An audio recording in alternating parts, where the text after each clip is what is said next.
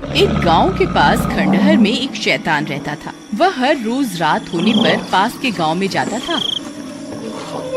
और गांव की गलियों में घूमा करता था। लोग अपने अपने घरों में छिप जाते थे और उसकी डरावनी आवाजें सुनकर सहम जाते थे। रात होते ही पूरे गांव में सन्नाटा हो जाता था। वह शैतान बहुत नासमझ था।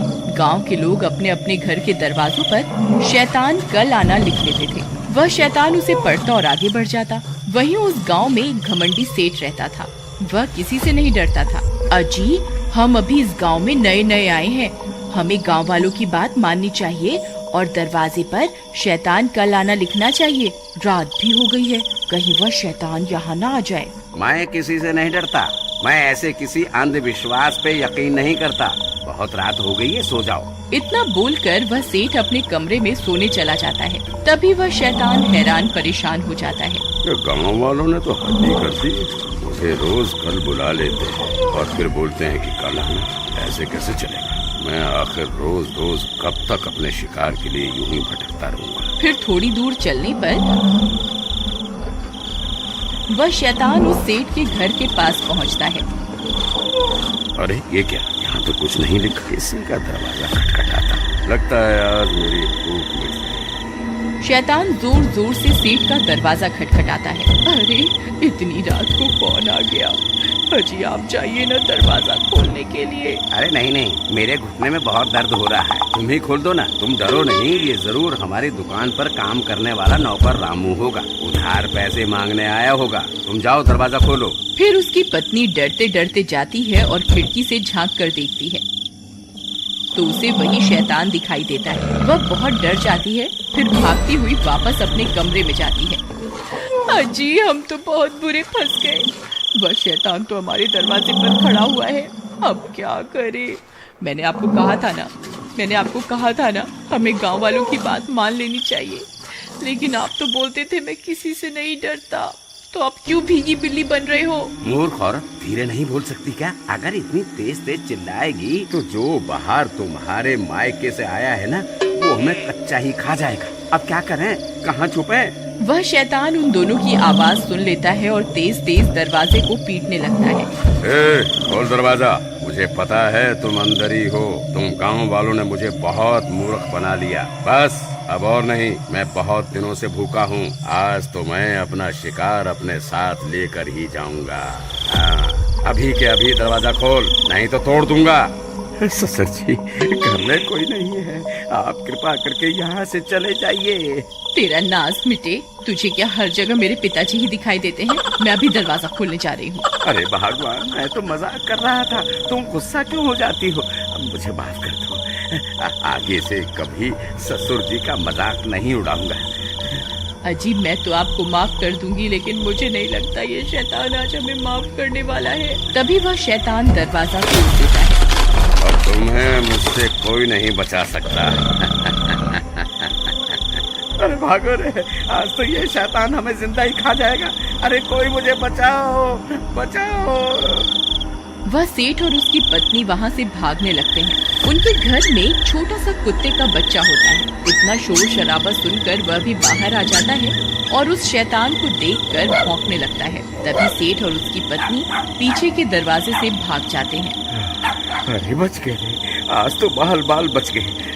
मोती, मैंने उसकी आवाज सुनी थी। वो शायद उसी शैतान के ऊपर भौंक रहा था। वो अभी भी घर के अंदर ही है। मैं वापस अंदर जा रही हूँ अपने मोती को बचाने के लिए। तुम्हारा दिमाग खराब तो नहीं हो गया? तुम्हें क्या लगता है मैं एक कुत्ते को बचाने के लिए घर के अंदर जाऊंगा? नहीं नहीं, मूर्ख मत बनो और जल्दी चलो यहाँ से। वो शैतान कभी भी यहाँ आ सकता है। आपको जाना है तो जाइए, मैं वापस अंदर जा रही हूँ अपने मोती को बचाने के लिए। अरे तुम पागल हो गई हो क्या? वापस आ जाओ, बेवकूफी मत करो। लेकिन उसकी पत्नी अपने पति की बात को अनसुना कर देती है और घर के अंदर घुस जाती है। मोती उस शैतान को भौंक रहा होता है। नहीं नहीं मोती, पीछे आ जाओ, हमें अभी यहाँ से निकलना है। हे भगवान, अब मैं क्या करूँ? तभी मोती उस शैतान पर हमला करने के लिए आगे बढ़ जाता है। नहीं मोती, ऐसा मत करो, वापस आ जाओ मोती। फिर उसे बचाने के लिए उसकी पत्नी भी शैतान की तरफ दौड़ पड़ती है और अपने कुत्ते को बचाने के चक्कर में उस शैतान के चंगुल में फंस जाती है।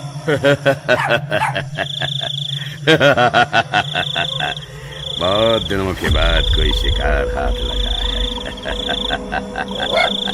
मोती, तुम भागो यहाँ से, भाग जाओ, मेरी फिक्र मत करो, अपनी जान बचाओ। फिर वह शैतान उसे उठाकर अपने साथ लेकर चल पड़ता है। अरे कोई है, कोई मेरी मदद करो, कोई मुझे सुन सकता है, कोई तो मुझे बचाओ। सब गांव वाले अपनी अपनी खिड़कियों से इस मंजर को देखते रहते हैं, लेकिन मदद के लिए कोई भी आगे नहीं आता। सब डर के मारे अपने अपने घर के अंदर छिपे रहते हैं। लेकिन उसका कुत्ता मोती रात भर उस शैतान का पीछा करता रहता है। फिर थोड़ी देर में वह शैतान अपनी गुफा में पहुंच जाता है और सुषमा को कैद कर देता है। चिल्ला मत, बस थोड़ा सा इंतजार और कर ले, मैं आग जला लूं, फिर तुझे उस आग में पका कर खाऊंगा। तभी उसका कुत्ता मोती भी उस शैतान का पीछा करते करते वहाँ पहुँच जाता है। अरे मोती, तुम यहाँ क्यों आ गए? तुम यहाँ से चले जाओ, नहीं तो ये तुम्हें भी खा जाएगा। लेकिन मोती वहीं बैठ जाता है और उसके लाख बोलने के बाद भी वहाँ से नहीं जाता। मोती, काश इंसान भी तेरी तरह वफादार होता तो कोई ना कोई मुझे यहाँ बचाने के लिए जरूर आ जाता। अरे कोई मेरी मदद करो, हाय मेरी पत्नी को वो शैतान उठा कर ले गया, कोई मेरी मदद करो।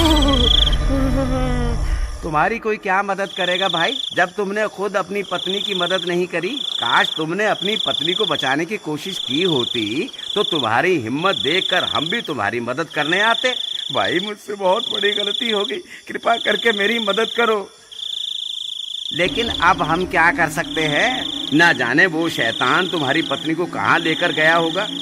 भाई वो इसी जंगल की तरफ गया है, चलो हम सब उसका पीछा करते हैं। तुम पागल हो गए हो क्या भाई? तुम्हें पता भी है ये जंगल कितना बड़ा है? हम कहीं भी इतने बड़े जंगल में तुम्हारी पत्नी को नहीं ढूंढ पाएंगे और हो सकता है हम खुद भी भटक जाएं। नहीं नहीं भाई नहीं, हम तुम्हारी कोई मदद नहीं कर पाएंगे। ठीक है, गलती मुझसे हुई है तो मैं ही इसको सुधारूंगा। अगर तुम मेरे साथ नहीं चलना चाहते तो मत चलो, मैं अकेला ही अपनी पत्नी को उस शैतान से छुड़वाने जाऊंगा।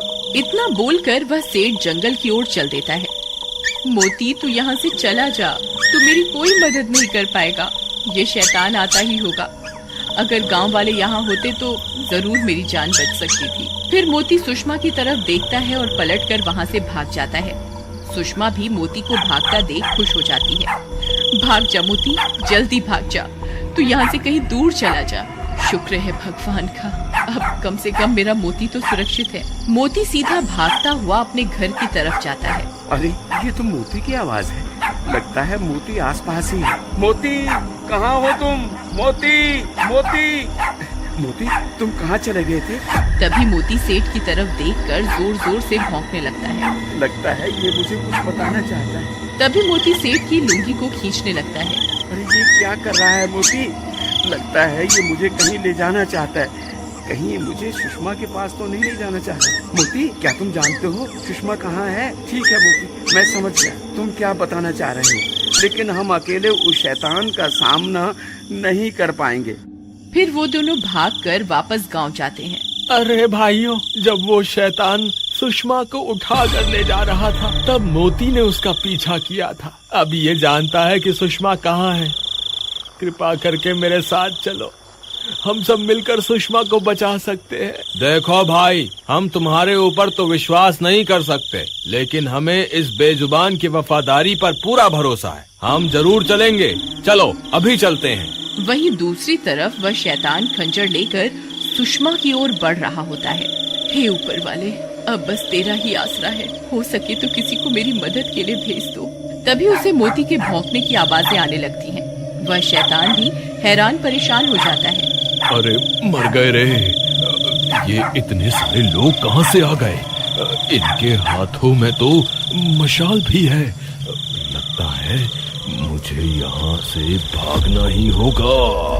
हे ऊपर वाले, तेरा लाख लाख शुक्र है, तूने मेरी सुन ली। तभी सब गांव वाले हाथों में मशाल लेकर वहां पहुंच जाते हैं। वह शैतान इतने सारे लोगों को हाथ में मशाल लिए हुए देखकर डर जाता है। फिर वह शैतान वहां से भाग जाता है और सुषमा भी आजाद हो जाती है। मोती, तुम वापस आ गए मेरी जान बचाने के लिए। अगर तुम्हें कुछ हो जाता तो? सुषमा, मुझे माफ कर दो, मैं तुम्हारी मदद नहीं कर पाया, एक बार फिर इस बेजुबान ने साबित कर दिया कि ये इंसान से भी ज्यादा वफादार है। और अगर तुम लोग नए हो तो सब्सक्राइब करो, वो जो लाल वाला बटन है उस पे फूट फेंक के मारो या फिर मोमबत्ती, मुझे नहीं पता, बस क्लिक हो जाना